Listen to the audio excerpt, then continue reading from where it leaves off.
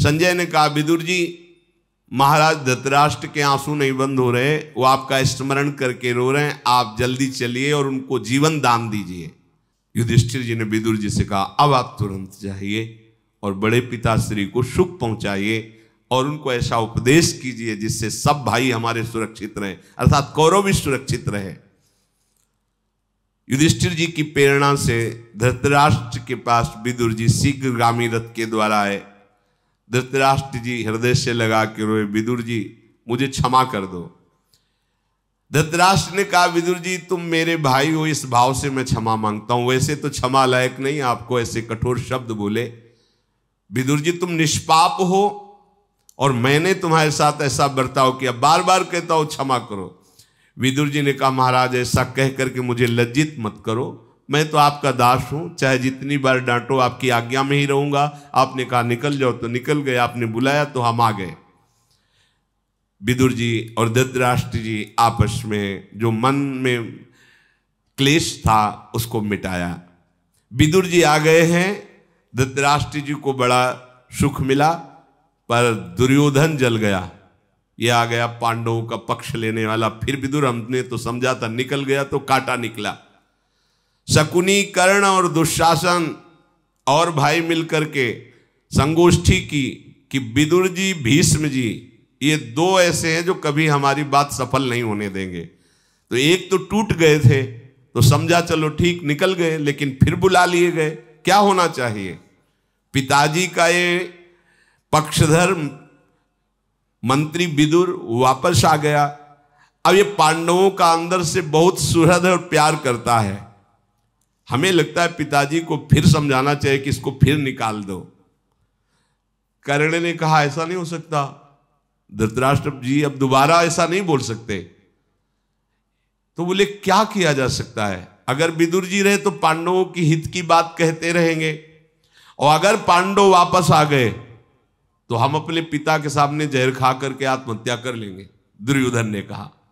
शकुनी बोला, राजन तुम क्या नादान बच्चों जैसी बात करते हो, जानते नहीं पांडव सत्य प्रतिज्ञा, अगर उन्होंने प्रतिज्ञा कर ली 12 वर्ष का वनवास, 1 वर्ष का अज्ञातवास, तो अब किसी की भी आज्ञा ना होने पर वो अपनी प्रतिज्ञा को नहीं तोड़ सकते। ये मुझे विश्वास, अधर्मियों को भी विश्वास है युधिष्ठिर पर। अपनी सुंदर आंखों से रोष प्रकट करते हुए कर्ण ने कहा, दुशासन, शकुनी और दुर्योधन, मेरा मत यह है कि हमारी पूरी सेना और हम चले वहीं उनको मार डालें, पांडवों को। इससे सब झंझट खत्म हो जाए। जंगल में है वो, तो मेरी राय है कि कवच पहनो और अभी अस्त्र शस्त्र लो, अभी चलते पांडवों का नाश कर देते हैं। जब वो मर जाएंगे तब कोई समस्या ही नहीं रह जाएगी। जब तक वो जीवित हैं तो क्लेश पर क्लेश मिलता रहेगा। कर्ण की बात सुनकर के दुर्योधन, दुशासन फूल गए। हाँ, ये सलाह बहुत अच्छी है।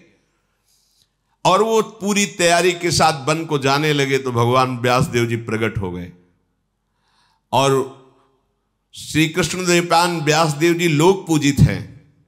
धृतराष्ट्र के पास गए, प्रज्ञा चक्षु धृतराष्ट्र से कहा, मेरी बात सुन, अपने पुत्रों को रोक, अगर वहां पहुंच गए एक भी जिंदा वापस नहीं आए, क्योंकि ब्रह्म ऋषियों से सुरक्षित और अस्त्रों के ज्ञाता पांडव फिर इनको क्षमा नहीं करेंगे। तुम भी हमारे पुत्र हो और पांडु भी हमारे पुत्र, तो पांडव भी हमारे हुए। ये छल पूर्वक तुमने जो जुए में हराया है, बस इतना समझ लो कि मैं तुम्हें शाप नहीं दे रहा पुत्र होने के कारण। 13 वर्ष तक वो अपनी प्रतिज्ञा में रहेंगे। किसी भी तरह का उनको विक्षेप मत डालिए, अपने पुत्रों को रोकिए। ये पापात्मा तुम्हारा दुष्ट पुत्र पांडवों का वध करने के लिए जा रहा है। तुम इस मूड को नहीं रोका तो वनवासी पांडव सर्वनाश कर देंगे तुम्हारा। भगवान व्यासदेव जी ने धृतराष्ट्र जी से ऐसा कहा। धृतराष्ट्र ने कहा, भगवान जुए का खेल मुझे भी पसंद नहीं था, पर हमें लगता है विधाता ने बलपूर्वक हमसे ऐसा करवाया है। क्षमा कीजिए, ना भीष्म जी चाहते थे, ना द्रोण जी चाहते थे, ना विदुर जी चाहते थे, और मैं भी नहीं चाहता था कि जुआ हो। तो हुआ किसकी? तुम्हारी आज्ञा से तो हुआ है, पर वो मुझे भी अच्छा नहीं लगा ये जुआ में ऐसा खेल, पर युधिष्ठिर की भी रुचि थी, इसलिए जुआ हो गया। भगवान, मैं ये जानता हूं कि दुर्योधन बड़ा दुष्ट है, पर हमें इतना पुत्र से प्यार है कि सबकी बातें मुझे कड़वी लगती है, मैं उसको त्याग नहीं सकता। भगवान व्यासदेव जी से धृतराष्ट्र ने कहा, यदि आप हम पर अनुग्रह करने के लिए आए तो आप ही दया करके दुर्योधन को समझा दीजिए। त्याग तो हम नहीं पाएंगे, अगर वो उसकी बुद्धि बदल जाए तो सब ठीक हो जाएगा। व्यास जी ने कहा कि हम तो इससे बात नहीं करेंगे। दुष्टात्मा पुरुषों का ऐसा सौभाग्य नहीं होता कि महापुरुष उनसे संभाषण करे। पर भगवत प्रेरित महामुनि मैत्री जी पधार रहे हैं और वो पांडवों से पहले मिलकर आ रहे हैं, तो मुझे लग रहा है कि वो आपको उपदेश देने आ रहे हैं, आप उनके उपदेश का अक्षरशः पालन करना। ऐसा कहकर के भगवान व्यासदेव जी अंतर्ध्यान हो गए। उसी समय महान तेजो में मैत्रेय मुनि पधारे,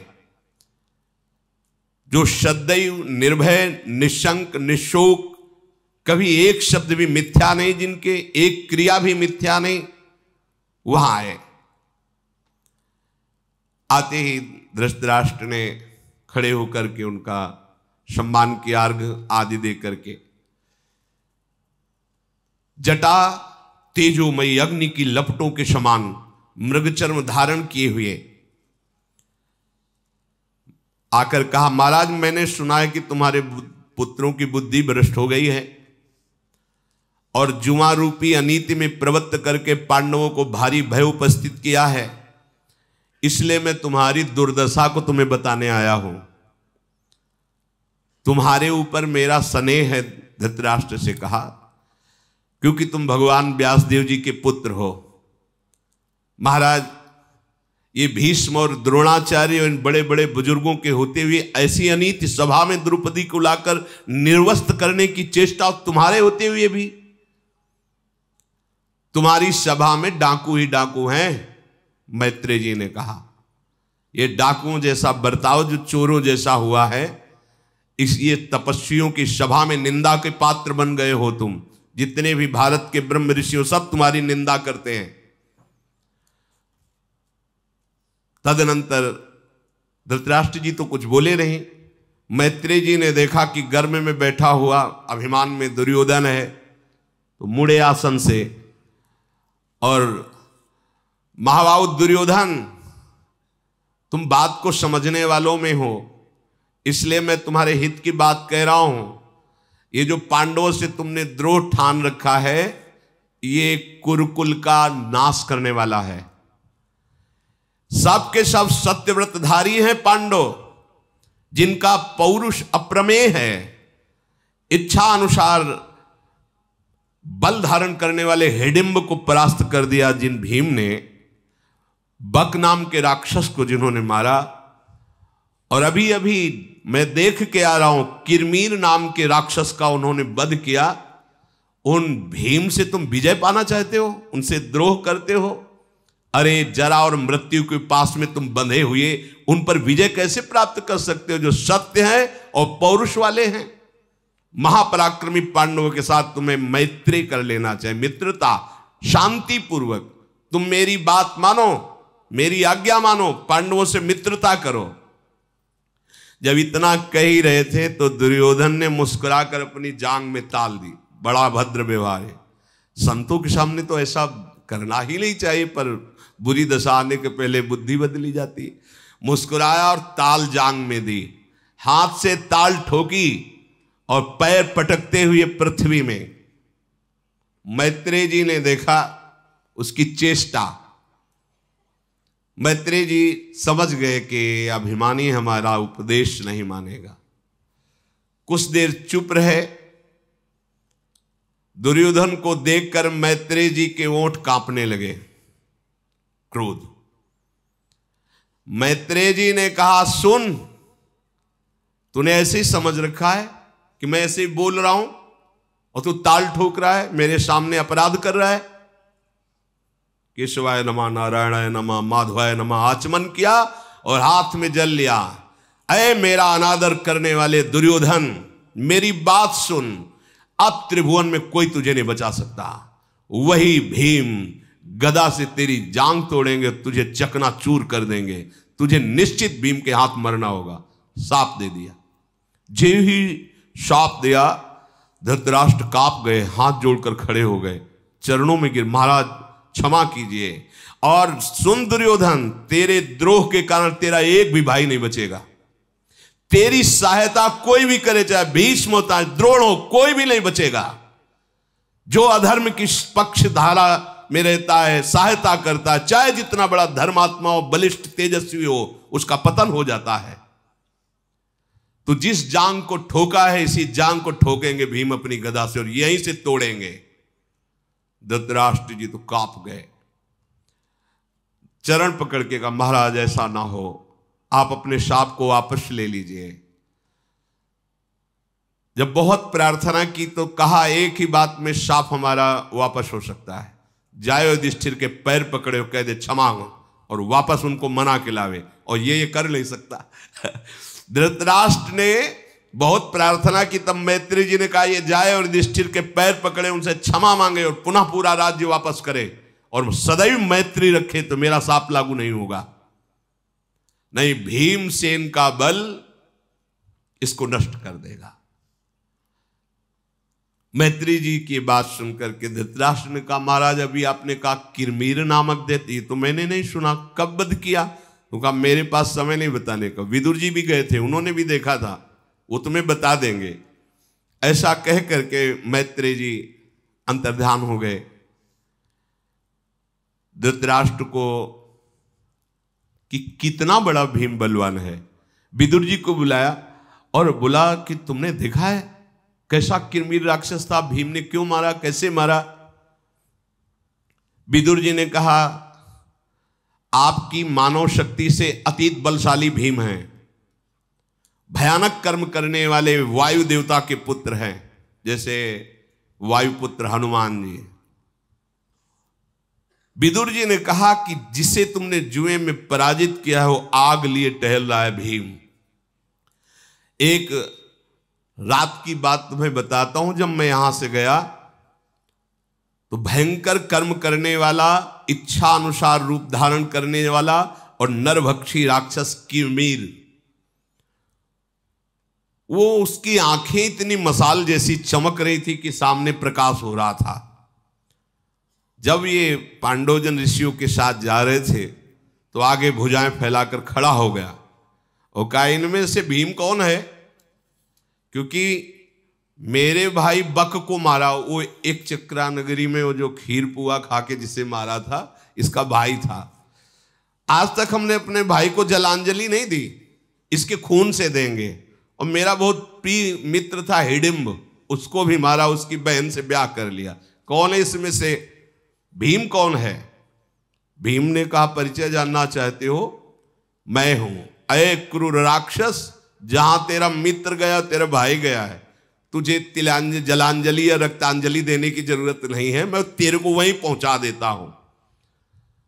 उस राक्षस ने माया प्रकट की, बड़े बड़े पाषाण बरसने लगे, अग्नि बरसने लगी। धौम्याचार्य जी ने अग्नि निवारण, पाषाण निवारण दिव्य मंत्रों का उच्चारण किया तो उसकी माया नष्ट हो गई। युधिष्ठिर बोले कि भाई तुम क्यों मरना चाहते हो? हम लोगों को तो वैसे ही कष्ट मिल रहा है, जुए में हार गए, वनवास भोग रहे, हमने तुम्हारा कुछ बिगाड़ा नहीं है, तुम जाओ अपना आनंद लो जाकर वन में, हमें क्यों परेशान कर रहे हो? उसने कहा कि मैं रात दिन इसी बात में जलता था कि कभी भीमसेन हमारे सामने पड़े, कब मिले, कैसे मिले, तो मैं बदला निकालूं अपने भाई का, अपने मित्र का। आज मैं बदला लूंगा, और ये बहुत बलवान है, इसका रक्त जब मैं अपने भाई को तर्पण करूंगा तो तृप्त हो जाएगा। ऐसा कह के वो कुपित होकर के भीम पर बड़ा विशाल रूप धारण करके टूटा। तत्काल अर्जुन ने गांडीव धनुष पर प्रत्यंचा चढ़ाई। भीम ने कहा, नहीं, जरूरत नहीं, इसने मेरा नाम लिया है, हम काफी हैं, तुम दूर केवल खड़े देखते रहो। भीम ने एक बहुत लंबे वृक्ष को उखाड़ा और पत्ते झाड़कर उसको हाथ में लिया और उस राक्षस पर प्रहार किया। वो राक्षस मुस्कुराता रहा, कोई असर नहीं हुआ। उस राक्षस ने भयंकर पहाड़ उठाया और भीम पर दे मारा। तो ये तो जब कुछ ही दिन के थे और मां के गोद से गिर गए थे तो पहाड़ चकनाचूर हो गया था, तो पहाड़ क्या करेगा। स्तब्ध होकर भीम खड़े रहे, फिर क्रोधित होकर भीम आक्रमण किया और अपनी भुजा, भीम की भुजा में जो फंस गया तो मानो यमराज की पास में बंध गया, अब निकलना मुश्किल है। भीम ने उसे पकड़ लिया और गजराज जैसे किसी कमल को मसले ऐसे उस किरमीर को चूरमा बना दिया, फिर गिरा करके उस ऐसे पीठ पे घुटना रख करके उल्टा तोड़ दिया उसको, किरमीर को। तो विदुर जी ने कहा फिर इसके बाद उसको देर तक घुमा घुमा घुमा घुमा कर तो ऊपर ही मर गया, इतने में फिर उसको फेंक दिया। महाराज, जिससे देवता भी भयभीत होते थे उस दैत्य के प्राण निकल गए किरमीर के। तो महाराज, अब ऐसे पांडवों से आपको कैसे रक्षा कोई कर सकता है जब ये अपने क्रोध में आएंगे। इसीलिए धर्मराज युधिष्ठिर को किसी तरह दुख न पहुंचे, फिर मैं आपसे प्रार्थना करता हूं आप संभाल लीजिए। इधर द्वारिकाधीश भगवान श्री कृष्णचंद्र जी और वृष्णि अंधक वंश वीरों ने जब सुना कि पांडवों को दीपक्रीड़ा में परास्त कर दिया गया और वो वनवास कर रहे, तो पूरी फौज के साथ द्वारिका की फौज, और इधर पांचाल राजकुमार धृष्टद्युम्न ने सुना मेरी बहन के साथ सभा में ऐसा, वो पूरी सेना के साथ वन में। धृष्टकेतु महापराक्रमी लोक विख्यात के राजकुमार, इनकी पुत्रियां नकुल सहदेव को ब्याही गई हैं। ये सब वहां वन में मानो कोई महायुद्ध होना हो ऐसे सब एकत्रित हुए। भगवान श्री कृष्ण को आते देखकर पांडवजन सब ब्रह्म ऋषि खड़े हो गए। भगवान आकर के ब्रह्म ऋषियों को प्रणाम किया, युधिष्ठिर जी के चरण छुए, सबका स्वागत सम्मान करके बैठाला। श्री कृष्णचंद्र जी ने कहा कि आज जान पड़ता है कि दुर्योधन, कर्ण, दुरात्मा, शकुनि और दुशासन के द्वारा ये पृथ्वी वीरों रहित हो जाएगी, क्योंकि जब हम सब विरोध में खड़े होंगे तो इनका नाश निश्चित है। हमें लगता है इन दुरात्मा वीरों की खून से प्यासी है भूमि। युद्ध में जिसे कोई परास्त नहीं कर सकता, वैसे हम और हमारे संबंधियों से कोई वैर ले ले और फिर वो सुखपूर्वक रह सके। छल कपट के द्वारा तुम्हें परास्त किया गया है और ऐसे छली और कपटी को मारना है मेरा सनातन धर्म है, भगवान ने कहा। कुंती पुत्रों, तुम्हारे अपमान से आज सारी पृथ्वी दुखी है। मैं स्वयं श्री कृष्ण कुपित हो गया हूं। अगर जरा भी तुम्हारा इशारा हो तो अभी पूरा हस्तिनापुर भस्म हो जाएगा। नारायणी सेना पूरा और ये धृष्टद्युम्न आदि वीर हाथ जोड़ करके युधिष्ठिर ने कहा कि महाराज, आप किंचन मात्र रोष मत कीजिए, आप हमारे आत्मा हैं, हम सब आपके ही सारे हैं। आपकी बात सुनकर ही हमें महान सुख मिला, परंतु आप कृपा करके अभी शांति, हमारे जब 12 वर्ष का वनवास, 1 वर्ष का अज्ञातवास हो जाए तब विचार करेंगे, अभी तो कुछ नहीं, अभी तो आप शांति बनाए रखिए। भगवान श्री कृष्ण ने कहा, युधिष्ठिर, तुम अर्जुन की महिमा को नहीं जानते हो, मैं जानता हूं, क्योंकि ये मेरा ही स्वरूप है। महात्मा अर्जुन इतने शक्तिशाली हैं कि किसी भी तरह से इन पर विजय प्राप्त नहीं की जा सकती। जैसे मेरे पर कोई विजय प्राप्त नहीं कर सकता, ऐसे अर्जुन पर। जानते हो महाराज युधिष्ठिर, ऐसा क्यों? क्योंकि अर्जुन मैं हूं, मैं ही अर्जुन हूं। जो मेरा शरणागत है, मेरा अपना स्वरूप है, उससे जो द्वेष करता है मैं उसकी दुश्मनी स्वीकार करता हूं। क्या भगवान कह रहे?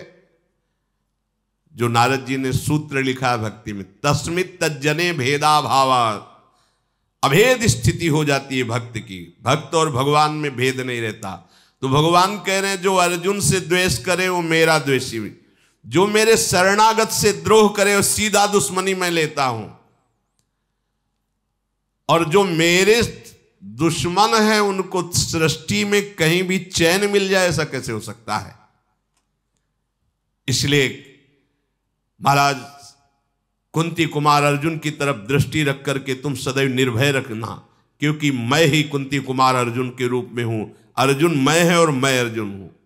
जैसे साधु हृदय मय्यम, मैं साधु मेरा हृदय, यहां भगवान भक्त को अभेद स्थिति बता रहे हैं। हम दोनों में भेद बिल्कुल नहीं है। ये जो अर्जुन है, अगर ये रोष में आ जाए तो इस सृष्टि में कोई वीर ऐसा नहीं जो इनका सामना कर सके।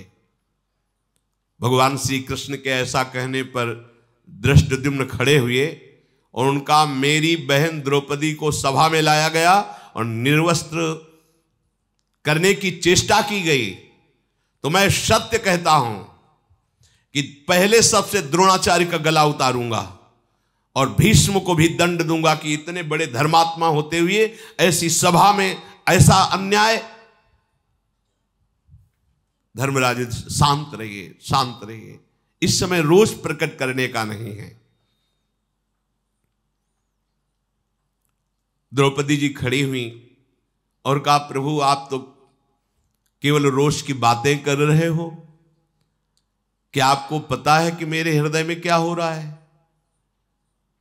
हे कृष्ण, मेरी जैसी स्त्री जो आपकी शरणागत है, आपकी सखी है, धृष्टद्युम्न की बहन है, पांडवों की पत्नी है, उसे बाल पकड़ के घसीट कर एक वस्त्र में सभा में लाया जाए और यह आदेश किया जाए कि इसको निर्वस्त्र कर दिया जाए, और ये पांडव जन सब कह रहे चुप रहिए, मेरे हृदय में क्या हो रहा है आपको पता है?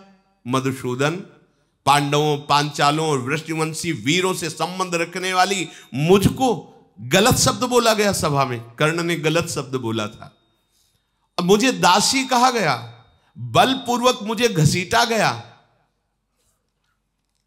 हे श्री कृष्ण, 4 कारण हैं जिनसे मेरी बात आपको पूरी करनी ही होगी।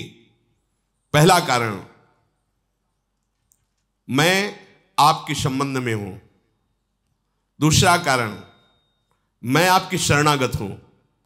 तीसरा कारण, मैं कोई स्त्री से प्रकट हुई नहीं हूं, मैं अग्नि से प्रकट हुई हूं, गौरवशालिनी हूं। और चौथा, ऐसे समर्थ पति और मेरी ये दुर्दशा, इसलिए बाल को दिखाते हुए कहा, तब तक बाल नहीं बांधूंगी जब तक आप इन दुष्टों के खून से मेरे बाल को गीला नहीं करोगे।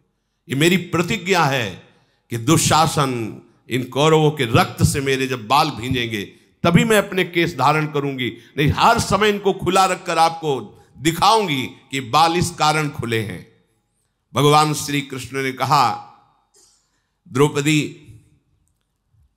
जिस पर मेरा शरणागत क्रुद्ध हो जाता है और चाहे जितनी सिद्धियां पास में रख ले, उसको कोई नहीं बचा सकता है। ध्यान से सुनो, जो अपराध भक्त कर करई, राम रोष पावक सुझरई। तुम निश्चित समझिए, मेरे बल विक्रम से जो तुम चाह रहे हो वही होगा। तुम कुछ समय बाद देखोगे, जब तुम्हारा वनवास पूरा हो जाएगा, कि जितने दुष्टों ने दुष्टता की है, ये सब रक्त रंजित होकर भूमि पर तड़पते हुए दिखाई देंगे। प्रतिज्ञा करता हूं, कृष्णे, चाहे आसमान फट जाए, हिमालय विदीर्ण हो जाए, पृथ्वी के टुकड़े टुकड़े हो जाएं, समुद्र सूख जाए, पर मेरी बात कभी मिथ्या नहीं होती। जो मेरे शरणागत को जैसा कष्ट देता है, वैसे ही उसका मैं विनाश करता हूं। वैसे ही भगवान सच्चिदानंद में है। सुंदर नेत्र वाली द्रौपदी, मत रो, एक दिन देखना उन लोगों की स्त्रियां कैसे चिल्ला चिल्ला के रोती हैं। मैं जो कह रहा हूं सत्य होगा, उनका विनाश निश्चित होगा। भगवान श्री कृष्ण ने कहा, ये 4 जिसके जीवन में, उसका विनाश निश्चित हो जाता है। ये 4 बातें जिसके जीवन में है, उसका विनाश निश्चित हो जाता है। जो दूसरे की स्त्रियों से भोग करता है, और जो मदिरा पान करता है, जो जुआ खेलता है, और जो दूसरे जीवों का मांस खाता है, इन 4 का विनाश निश्चित है। स्त्रियोक्षा मृगया पान में तत् काम समुत्थितम दुखम चतुष्टयम प्रोक्तम ये नरो भ्रश्यते श्रियः। फिर ध्यान से सुन लो, ये खिलवाड़ मत समझो, मनोरंजन मत समझो। गृहस्थ धर्म में जो ब्याह होता है तो एक पत्नी, बस वही तुम्हारे संतान उत्पत्ति रूपी पूजा के लिए विधान किया गया है। ये जो परिस्त्री गमन है ये विनाश का कारण है। आप कितने सामर्थ्यशाली हैं पता नहीं, पर हम सामर्थ्यशालियों की बात बताते हैं। जिन्होंने ऐसा करने की चेष्टा की उनका सर्वनाश हो गया। स्त्री शरीर में केवल काम भाव आपको अपनी पत्नी से, अगर किसी दूसरी स्त्री से किया तो आपके सुकृत नष्ट हो जाएंगे। आपके साथ ऐसी दरिद्रतामयी, ऐसी विपत्तिमयी लीलाएं प्रारंभ होगी कि आगे चलकर आपका सर्वनाश हो जाएगा। व्यभिचारी बहुत दुर्गति को प्राप्त होता है। एक पत्नी व्रत का शास्त्र ने आदेश किया है, या जो राजा लोग हुए हैं उन्होंने वर्ण किया, धर्म संज्ञक वर्ण किया है। लेकिन जो दूसरे की पत्नी के साथ व्यभिचार या दूसरे पति के साथ, बहुत सावधान। पति वंचक परपति रति करई, रौरव नरक कल्प सत परई। ये इसे मनोरंजन मत माना जाए, इसे खिलवाड़ मत माना जाए, इसे बहुत बड़ी उपलब्धि मत माना जाए कि दूसरे की बहन बेटियों को हम अपने भाव से फंसा कर गंदे आचरण। दुर्गति पक्की, व्यभिचारी की कभी शुभ गति नहीं होती। और जो द्वित कीड़ा कर, जुआ खेलने वाला, और जो दूसरों का मांस खाने वाला और शराब पीने वाला, ये 4 प्रकार के जो वृत्ति धारण कर लेता है उसका सर्वनाश निश्चित है। इसलिए तुम द्रौपदी इन निंदनीय जनों के विषय में अब चिंता मत करो, ये अपने कर्म के द्वारा ही मारे गए हैं। भगवान श्री कृष्ण ने विविध प्रकार से उनको समझा करके और महाराज युधिष्ठिर से आज्ञा ली। साथ में सुभद्रा जी, अभिमन्यु जी, उनको साथ लेकर के भगवान श्री कृष्ण द्वारिका गए। और धृष्टद्युम्न ने द्रौपदी के 5 पुत्रों को साथ लेकर पांचाल देश में गए। और जो नकुल की भार्या तो धृष्टकेतु जी, उसको ले गए। जो जिनके परिवार के थे वो सब सुव्यवस्थित, क्योंकि अभी ये पांडवजन वनवास में हैं,